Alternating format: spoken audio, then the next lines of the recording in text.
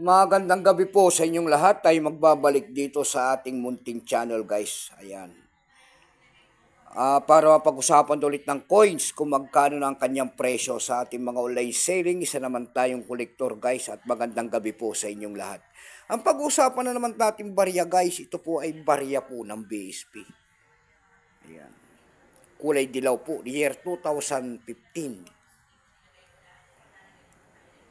Ayan, year 2015 po, 2 piraso yung atin. Ayan, 2 piraso lang mga ganito mga ginagamit at bawal po ang maramihan, sinasabi ng ating Bangko Sentral. Ayan, may kaso po yan. Pag nag-ipon kayo ng mga sako-sakong mga ganito ng mga koleksyon natin, tama na po yung mga ikikip natin, yung katulad ditong atin 2015, 2 piraso lang. Pag nakakita tayo ulit ng medyo uncirculated na 2015 yung papalitan natin ulit. Ayan, ang ating pag-uusapan yan. Siya po si Emilio Aguinaldo po. Pagkatalikod naman po, makikita nyo po ang ating year 1993, ang pagtatag ng ating Bangko Sentral, and then Catwheel.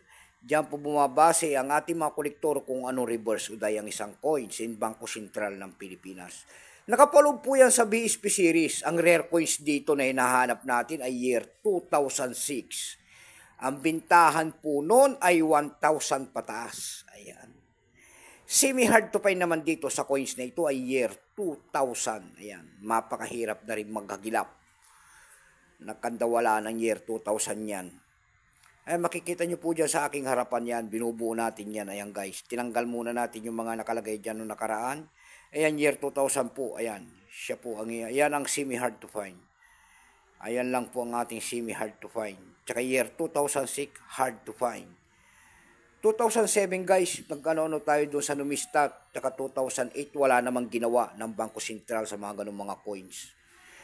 Alter lamang, ibig sabihin po ay peke po. Yung 2008 tsaka 2007, pag nakakita po kayo niyan, ayan.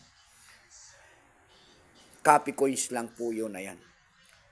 Tingnan natin ang presyo nito. Pero bago yan tayo magpapasalamat muna guys sa lahat ng ating mga tumatangkilik dito sa aking YouTube channel, lalong-lalo ng aking mga subscriber dyan. Thank you so much sa inyong lahat. Ayan. At magandang gabi. Maraming salamat din po sa mga nanonood dyan sa aking FB page. Ayan, lahat po na nakapalo sa aking FB page. Thank you so much sa inyong lahat and mabuhay po kayo and God bless. Ayan. Yan naman po hindi pa po nakapag-subscribe dito sa aking YouTube channel. Anyayaan ko lang sana kahit malaking tulong na po ubagay ang inyong magagawa.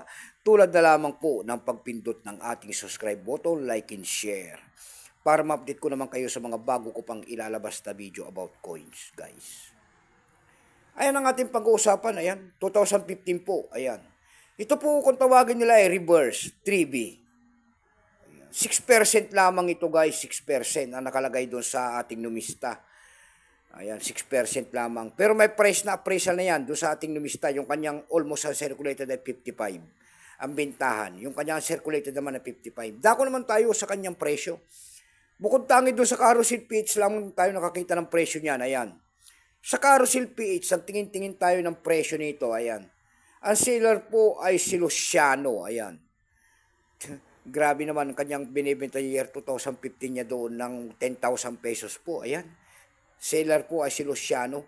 Pero die 2 naman ang kanyang binibenta doon. Ayan. Ibig sabihin nito, may mga die kasi yan guys. Die 2, ito po ating hawak. Ito ay die 3B. Ayan. Die 2 naman yung kanyang binibenta doon. Meron naman tayo nakita doon nagbebenta nito ng 200 pesos. Ayan lamang po ang aking may babagi kanyang presyo po sa inyo. At magandang gabi.